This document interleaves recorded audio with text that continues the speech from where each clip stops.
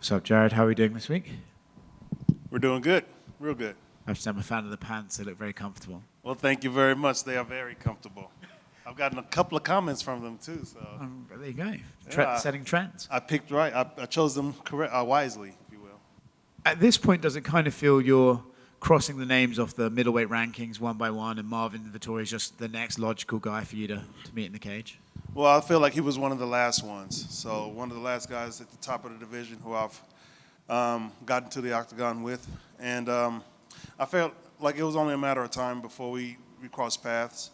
So I wouldn't say that I'm crossing names off. You know, that sounds a bit pretentious if you know. But sure. Is it a funny one where, because you guys are in the division and the top half of that division is so strongly held there, right? You guys are always going to be just neck and neck.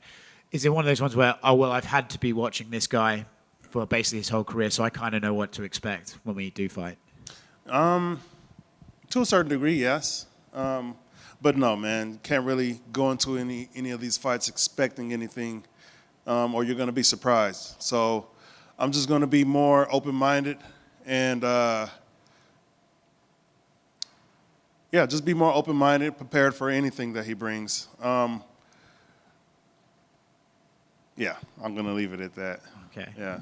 He's, I feel like a lot of people kind of just brand him as like, he's a grappler, he comes wrestle heavy because of the way he fought Adesanya, but then against Paulo Costa in this very building, he just went for a massive stand-up war. So do you kind of, like you just said, have to be ready for everything, but are you kind of in your mind thinking, well, I'm pretty dangerous on the feet, he's probably more likely to go this way, or are you thinking, well, maybe he wants to prove something to try and get that Izzy fight back, he'll maybe go this way? What are your sort of predictions almost?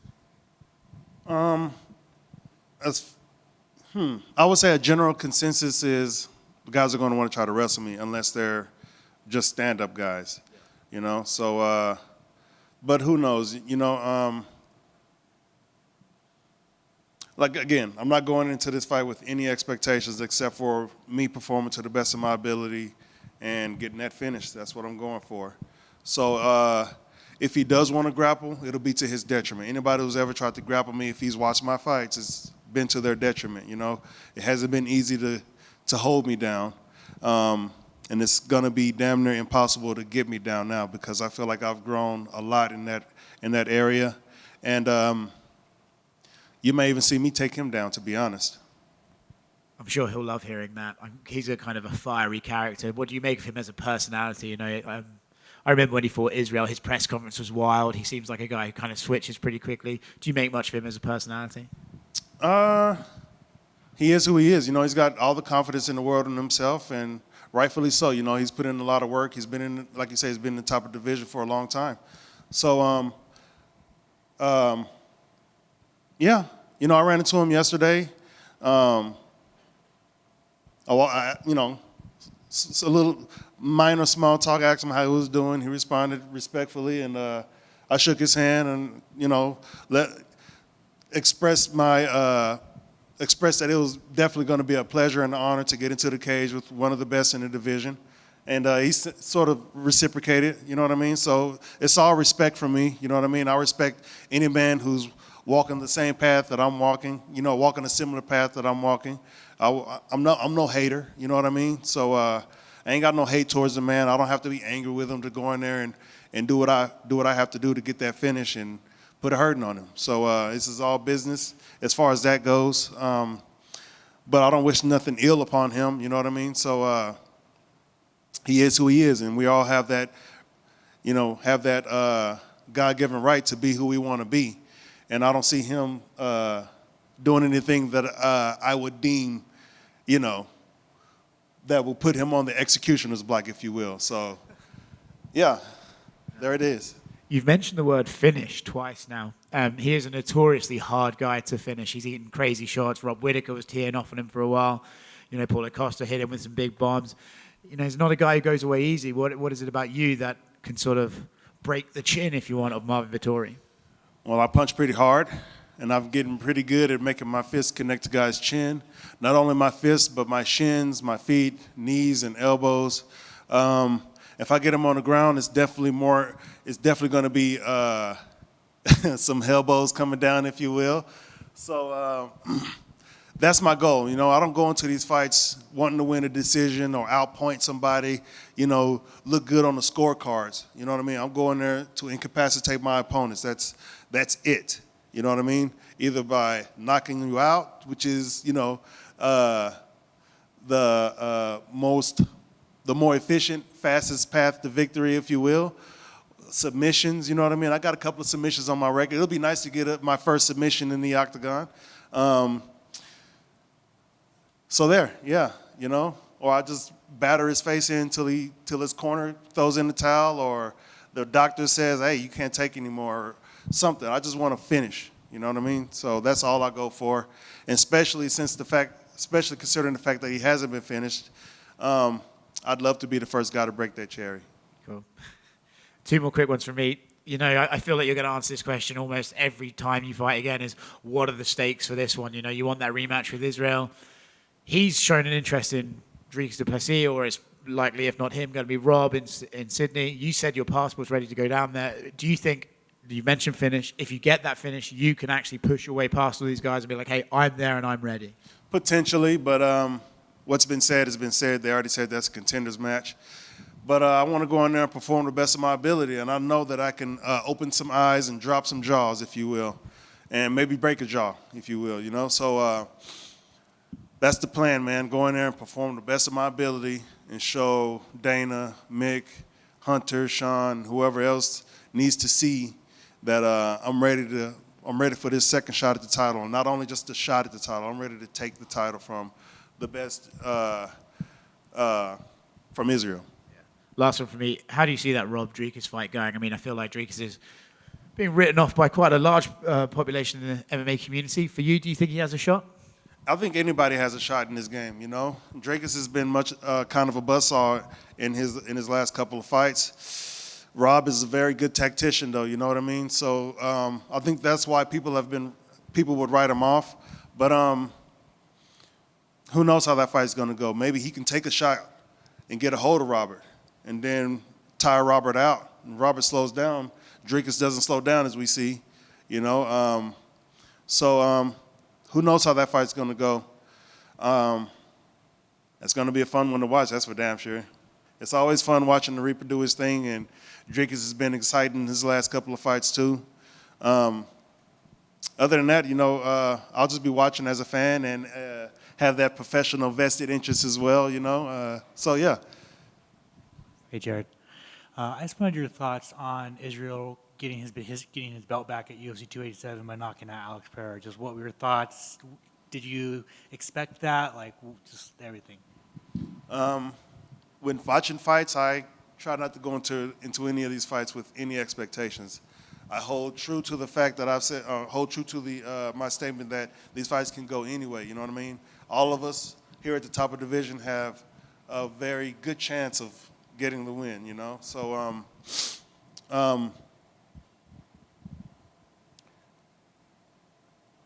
So yes, I was watching it. I was very entertained by it. You know, it was a little dicey in there. It looked kind of like the end of the first fight and the end of the first round of the first fight. You know, so a lot of correlations going on there. And the first time Alex got it done in the fifth. This time Israel got it done in the second. Was it the second? Yeah, the second round. And it was like a similar scenario, and it was like, oh, you know, he was had his back against the fence, doing his thing, moving, and hit him with that counter, and then followed up with some more good shots, you know, finished the job and got his belt back. So we all love watching those moments of triumph in the octagon, you know, so no different here. It was definitely exciting to watch and entertaining to watch, and good for him. I also want your thoughts on Paulo Costa, Sean Strickland, 2 top 7 middleweights. They're fighting unranked Russians in their next fight. Do you think like what are your thoughts on that? Like, do you think it's warranted? Do you think it's the UFC's doing it to bring more blood into the division? Like, what's up? That's what I think. I think they're trying to build up the middleweight division. You know, they have some good prospects. The top 5 and top 10 have knocked down all the coming prospects, so UFC needs some new prospects. So that's definitely I feel like that's what they're trying to do. I could be wrong. You know, I'm not in the office talking to these guys, making these decisions. So, but that's what it looks like from the outside, you know. And finally, for me, MMA Lab, bunch of very, very bright prospects. Your boy Abdul Kamara. I just wanted to know, like, what's the vibe in there, and if there's any fighters that you'd like to spotlight that haven't got it yet. Well, one of our monikers is 1% every day, and the lab has been open since 2007. So you count those number of days, that's the number of percents we've been getting good.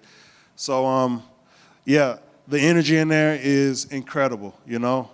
I've told them, and I'll say it here on the microphone, that I feel like I've had the best camp since moving down to Phoenix, this camp right here. And I attribute that to my teammates, you know what I mean, my coaches, my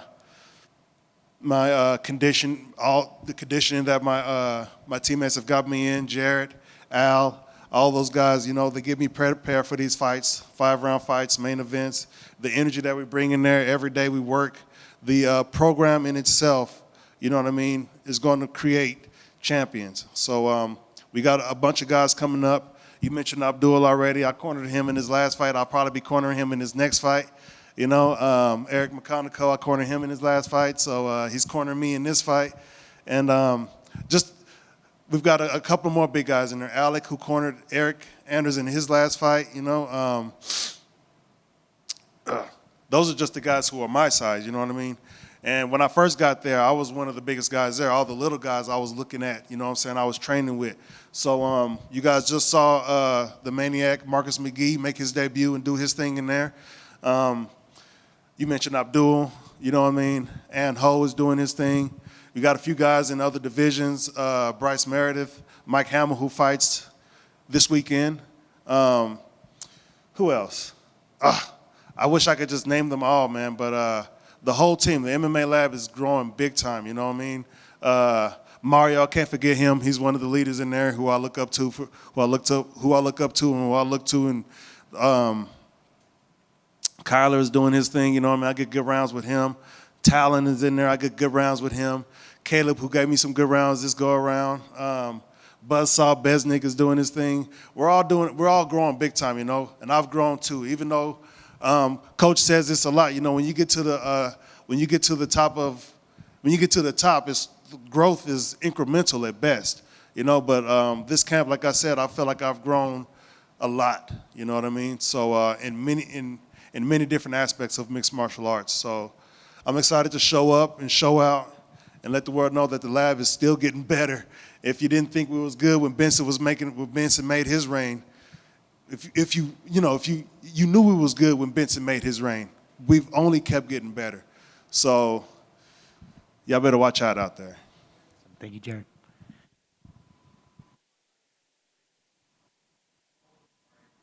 All good. Got me? Oh, perfect. I want to talk about your preparation a little bit in this camp.